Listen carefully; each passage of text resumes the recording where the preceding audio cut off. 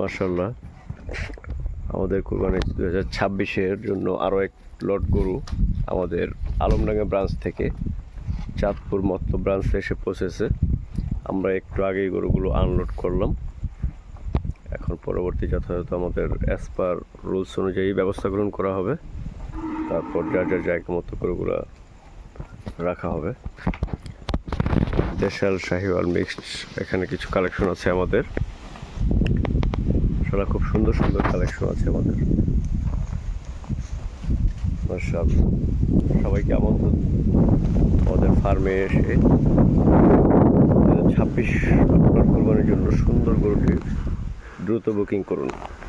আমাদের booking already শুরু হয়ে গেছে। বেশ কিছু গরু আমরা অলরেডি বুক করে ফেলেছি, বাকি বুকিং আমাদের চলতেছে।